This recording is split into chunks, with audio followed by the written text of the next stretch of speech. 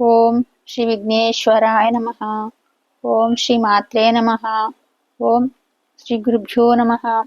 ఓం సద్గురు అంతర్ముఖానంద వేదవ్యాస భట్టారక జగద్గురు శ్రీకృష్ణ పరంబ్రహ్మణే నమః. శ్రీమద్దేవి భాగవత మహత్యం భాగం 254 ఏకాదశి స్కందం చదువుకుంటున్నాం. మహత్యం 253 254 అనుకున్నాం కదా. నిన్నటి భాగం నుంచి స్టార్ట్ చేస్తున్నాం. ఇక్కడ గాయత్రీ దేవి అగ్నిముఖి అంటే అగ్ని కాబట్టి కనుక జల మధ్యంలో నిలిచి జపించకూడదని కొందరు మహర్షులు అంటున్నారు. అలాగే సురభి, జ్ఞాన, శూర్ప, కూర్మ, యోని, పద్మ, లింగ, నిర్వాణకాలనే అష్టముద్రలను జపాంతంలో ప్రదర్శించాలి. ధ్యాన ముద్ర పూజా విధుల్లో ఉచ్చారణ దోషాలు ఏమైనా దొరికితే క్షమించమని ప్రార్థిస్తూ గాయత్రి తర్పణం విడిచిపెట్టాలి. ఈ పూజ చేస్తూ కూడా ఏదన్నా క్షమించమని మళ్ళీ తర్పణం వదలమంటున్నాడు. అంటే 3 సార్లు అర్ఘ్యం ఇవ్వమంటున్నాడు అనమాట. ఈ మంత్రానికి ఛందస్సు గాయత్రి. విశ్వామిత్రుడు ఋషి, సూర్యుడు దేవత. తర్పణే వినియోగ భూహ అని ఉచ్చరించి ఋగ్వేద పురుషుణ్ణి భువ శబ్దంతో, యజుర్వేద పురుషుణ్ణి స్వ అనే వాహితితో, సామవేద పురుషుణ్ణి మహాశబ్దంతో, అధర్వణ వేద పురుషుణ్ణి స్మరిస్తూ తర్పణాలు విడిచిపెట్టాలి.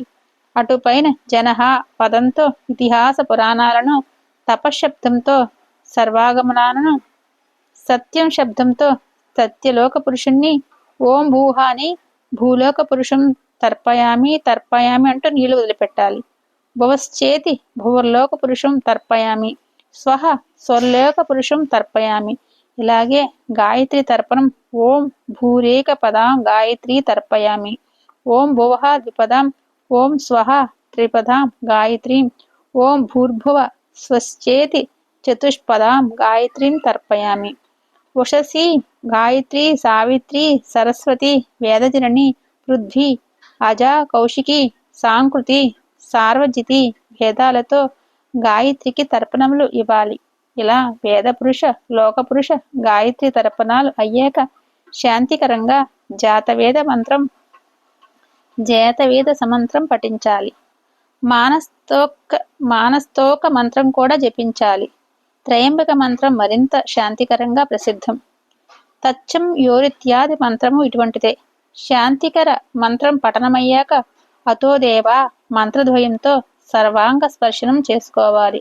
శ్యోనా పృథివీ మంత్రంతో భూమికి బ్రొక్కాలి. యథావిధిగా గోత్రనామాలు చెప్పుకోవాలి. చదివిందంతా ఒక్కసారి వివరంగా చెప్తున్నాను. మా అమ్మగారు వివరంగా చెప్పమ్మా అన్నారు. ఇక్కడ గాయత్రి అనేది